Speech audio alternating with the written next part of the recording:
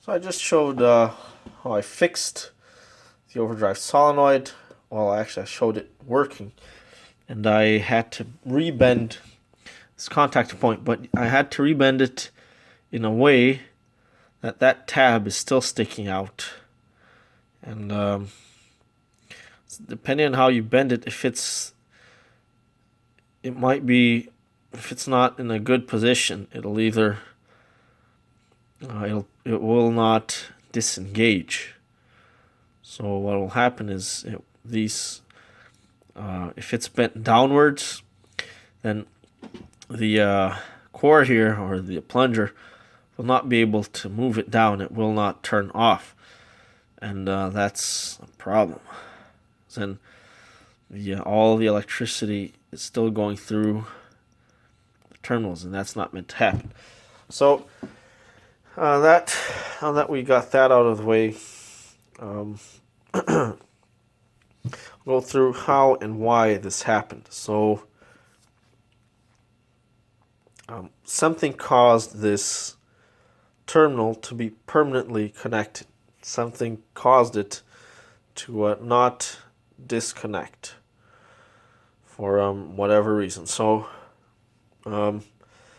I've been driving the overdrive for quite some time now, and until one day I parked the car, and then when I got out, did what I had to do, and then when I got back, the car would not go into reverse. Although it would go into all other, all forward gears, first, second, and third, but the takeoff was very slow.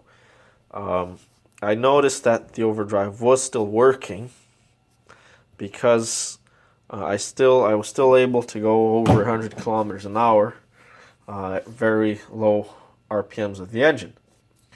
So what happened was that told me that overdrive was completely on all gears, and which meant that you could not reverse the car. You could not mechanically or physically move the gear lever into reverse, because you don't want overdrive in reverse. So that's why the way the transmission works is you can have either one. You can't have both. So when the overdrive is on, it pushes a shaft, and then you can't reverse. It blocks the reverse gear. And similarly, when the overdrive is off, then it allows a hole to align, and then the shift shaft from the reverse gear is able to move backwards, and it's able to put the car in gear. So I initially thought that this had broken off for some reason. That was my first idea, my first problem, what I thought had happened. But then I noticed that the car, for some reason, the batteries had depleted a little bit, like quite a bit. I was still able to start the Rambler, but I know the batteries were depleted because when I turned the headlights on, they were a bit dim, and it doesn't happen. That doesn't happen when the batteries are charged.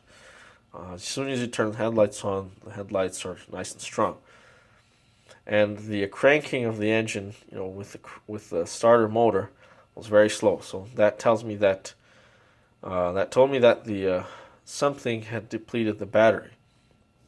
And the way my car works is you cannot forget anything on, because as soon as you turn the ignition switch, the keys off, you remove them, it turns everything off. Nothing remains on.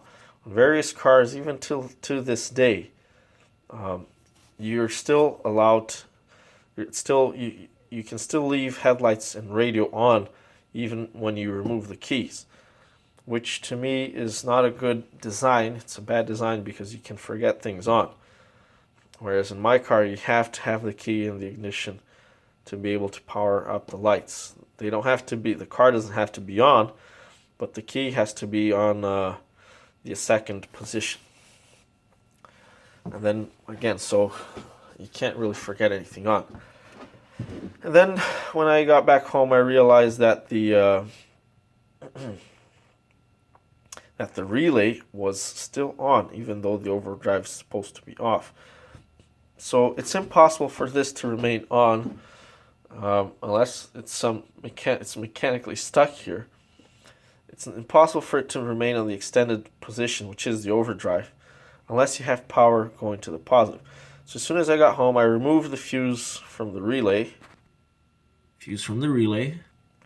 And sure enough, the overdrive turned off and I was able to put the car back in gear. So it's fortunate because this had not broken in. If I'm able to reverse the car, this means that this is not broken in inside. And it's very highly unlikely that this will break inside.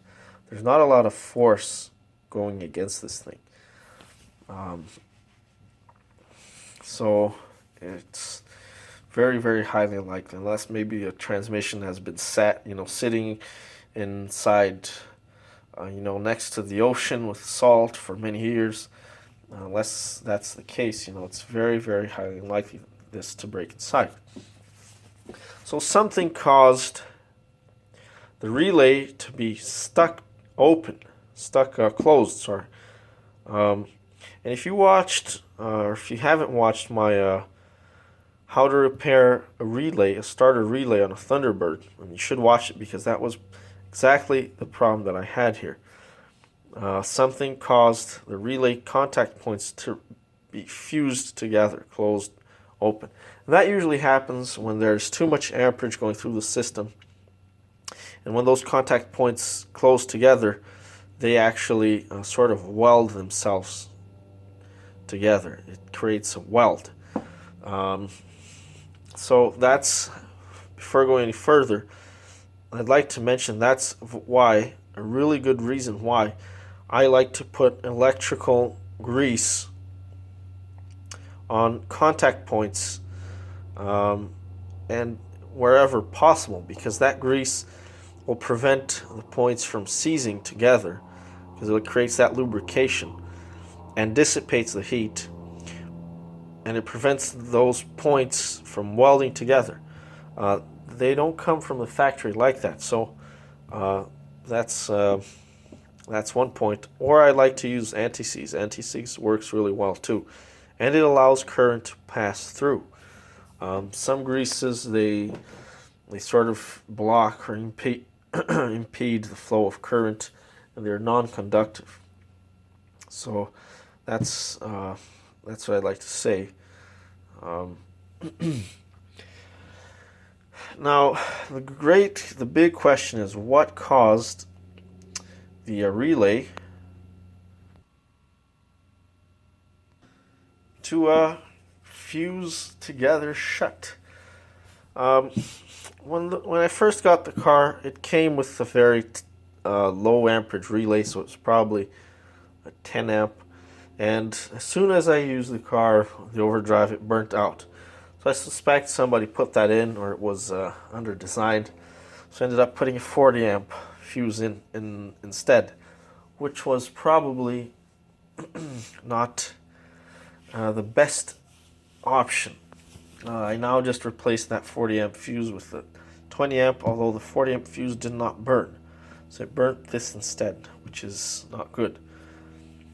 I'm not sure yet how the 20 amp fuse will hold up, but the problem is a bit more complex than that. So, like I said, the pull-in coil it's designed to be used on only momentarily. It's not supposed to be used continuously. So this is the same as various machines such as welders and motors. They have what's called a duty cycle, or a continuous rating for starter relays as well. So some electrical components like that, they'll say a 500 amp momentary and and 200 amp continuous, something like that. So it's basically, that's the design. It's saying that it's all a question of time.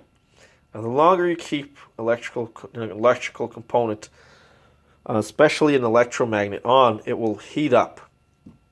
And that's the same for a motor or a welder. And it heats up to a point where you can no longer use it. So for some equipment such as this or a starter relay, you can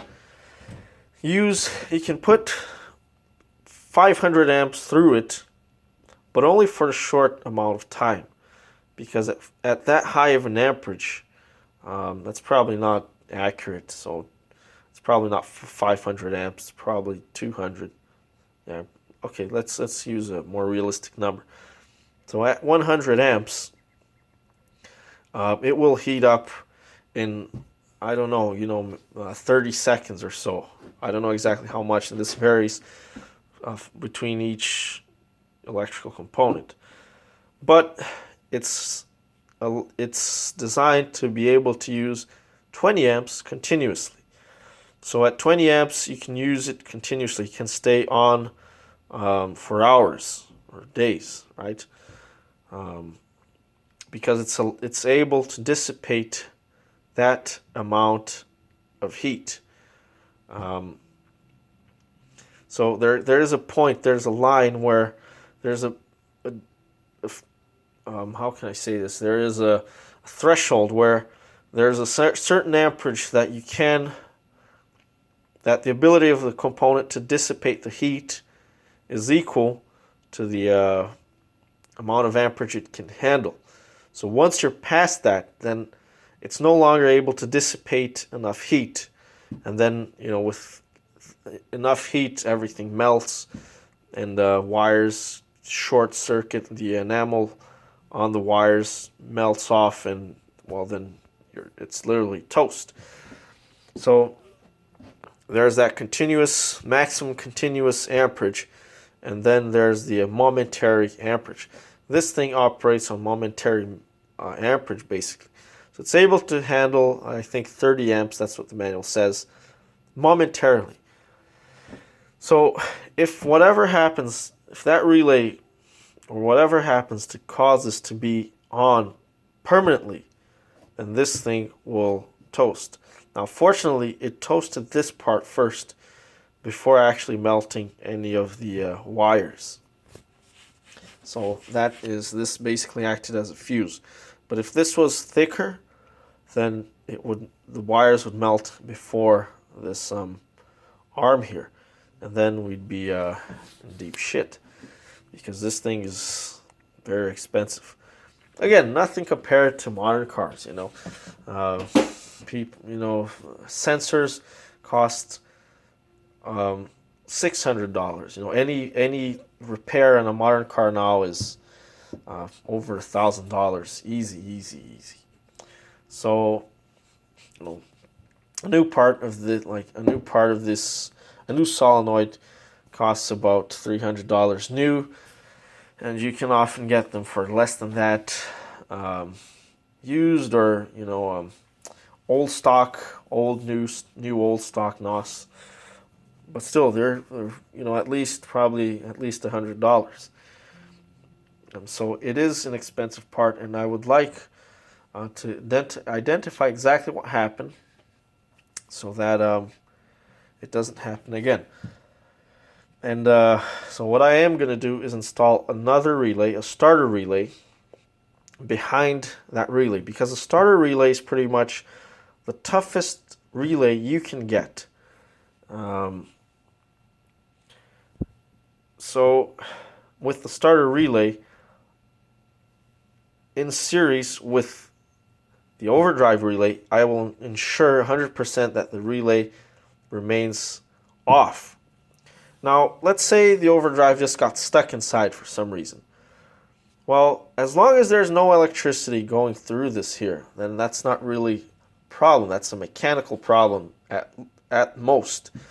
But with this melting here, mechanical problem over here will not cause this to melt. So the only problem here, what caused this, has to be the relay and combined with the mechanical problem. Because again, this switch here, this contact point is disengaged, it's separated mechanically. So what happened is, for whatever reason, the overdrive was engaged at the correct overdrive speed, which meant that electricity was going to both coils, but the overdrive was not able to engage. And the overdrive is not able to engage when you are accelerating. So the only way for you to understand this is by watching my videos on the T96. But basically what happens is inside the transmission there's a thing like this that moves, and if you're accelerating, the rotation causes this thing to lock, and it doesn't allow the overdrive to engage. So for the overdrive to engage, you have to take your foot off the gas pedal, wait for a second or two for the transmission to slow down, and the car starts to turn, the wheels turn faster than the transmission, and then that reverses that locking mechanism, and it allows the overdrive, the solenoid, the overdrive turns the gears, and it moves that locking mechanism to a position where it allows the overdrive to engage. So what probably happened is I was accelerating the car too long with the overdrive switch on the on position. So the overdrive itself wasn't on, but it was allowing electricity to go through here. So that's sort of the overdrive design question that I'm still struggling to solve. If you look at the overdrive, the way it was originally designed is you had another switch. You had a two-position switch, or what was called a bus switch, because it was used in buses. And it's a two-position toggle switch. And when you hit the gas, when you floor the gas, it would turn the ignition on. Sorry, it would turn the ignition off. It would connect the distributor to ground, grounding the distributor and turning the ignition itself off for about a second. And at the same time, it will, on the other side of the switch, still one switch, but two switches in one, basically, with just one button. And the other switch would turn the overdrive off. So let's say you were in overdrive and you wanted to overtake a car, or you wanted to get full power from third gear, direct drive. Let's say you're going up a steep hill where you can't use the overdrive, then you'd mash the gas pedal to the floor. It would turn off the overdrive, but in order to prevent forcing the overdrive, it would turn the ignition off, allowing a bit of transmission slowdown for the overdrive to engage, not being under load. It does sound a bit complicated, and if you think of all these things together, it kind of is. However, that still does not prevent the excessive use, or should I say the overdrive solenoid from remaining on while you're not accelerating and you just want third gear direct. So basically, but in simple terms and in summary, as long as you have the correct RPM and you're allowing the overdrive switch to be on, regardless, as soon as you reach the required RPM, there will be power going to this terminal. If for whatever reason you're still accelerating and the overdrive doesn't engage, then this here is forcing the contact points to remain closed.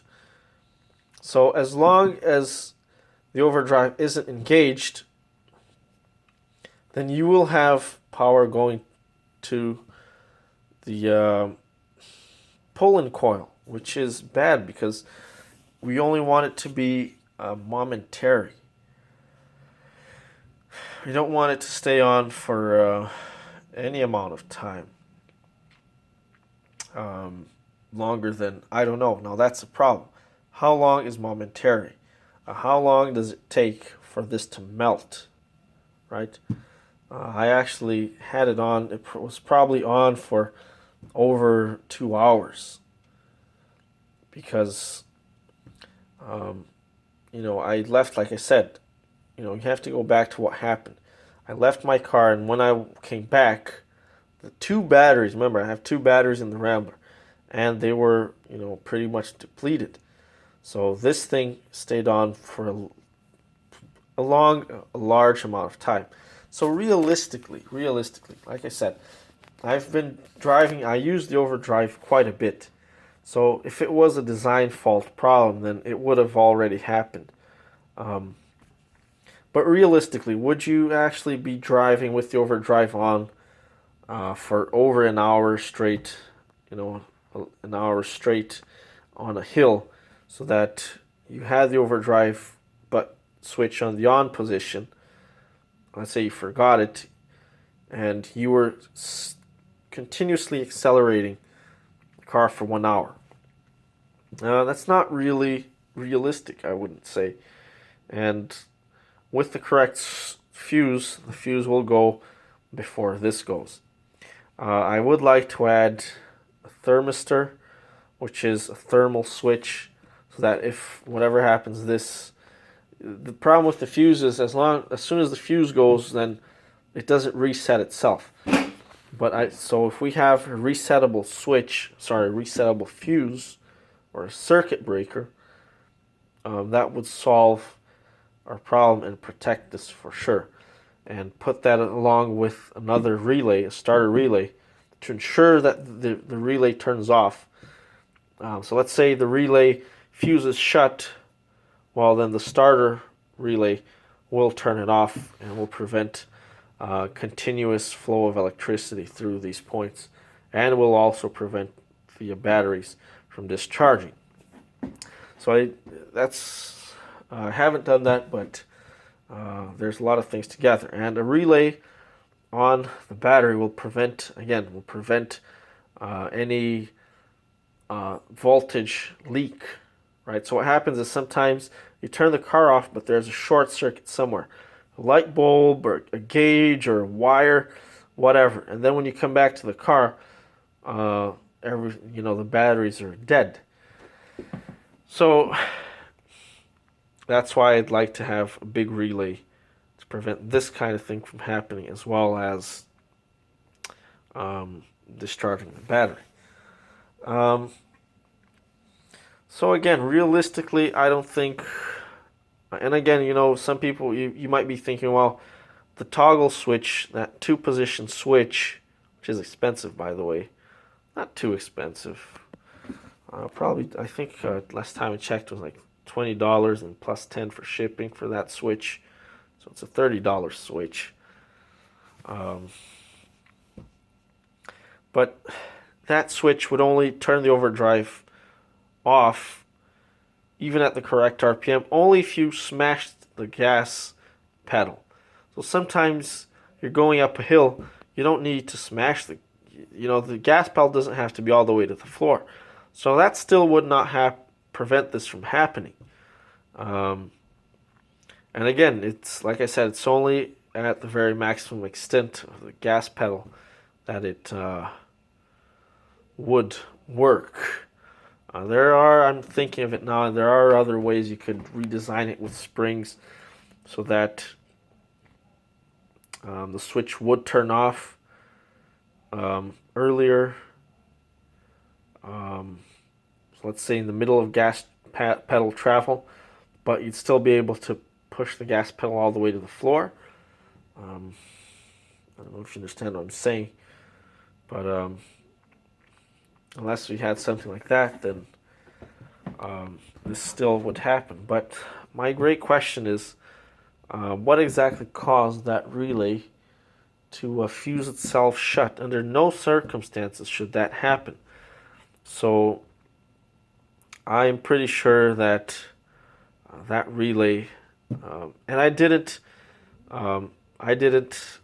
drive with overdrive on, the overdrive switch on, and the overdrive itself off for not nearly 5 minutes, not even that, like nowhere near 5 minutes. So I'm pretty sure, all evidence points to the overdrive relay.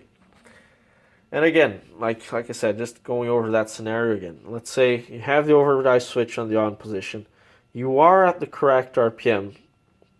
You know, you're at whatever RPMs required so that the governor is grounding the relay. So the relay is on and sending electrical power to the overdrive solenoid, but you're on a steep hill and you're still accelerating. So you haven't decelerated the car. You haven't taken your foot off the gas pedal to allow the overdrive to engage. Well, while that's happening, both coils are on, and the big coil is overheating. So, exactly how much time do we have? I'm not sure. Again, the manual doesn't say exactly what is meant. How long is momentary? Does momentary mean 2 minutes? Does momentary mean 2 seconds? What exactly is meant by momentary? And but regardless of that, we need to add some extra safety switches, safety mechanisms on the system, and not just fuses. I'd like to add a relay and a resettable circuit breaker. So if whatever happens, it overheats, it gets too much amperage, that'll fix that. Now, my other question to you as well is, what relay, what circuit breaker fuse amperage do I use? Because if this requires 30 amp momentary, and I put a 30 amp fuse, well, then it would all automatically just turn off as soon as we get electricity through it, or does the circuit breaker have some tolerance, some time delay?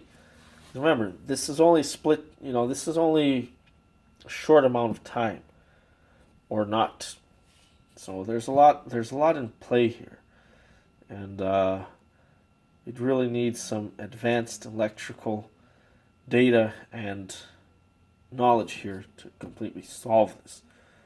But I'm pretty sure that as long as I have a circuit breaker and a relay here, or a thermal switch, then we should be fine. So I know it's been a long video, but this should teach and help people out there that have this solenoid. And again, there are many cars that have solenoids like this. One thing that I would like to do, that would be awesome, is just get a meter solenoid. I am not sure exactly where to find it. I know how to make it, but basically just make a bigger solenoid that would have a longer time tolerance, right? A longer, ability to operate at higher amperage is for a longer period of time. So it is possible to make one of these. It's not simple. It requires some time, but it can be done. So maybe that's something for the future, something to think about. Another cool thing to do would be to add a switch just for the pull-in coil, sorry. That would be interesting as well. But again, what I like to do and what I can do are often separated by various factors. So I hope this helps.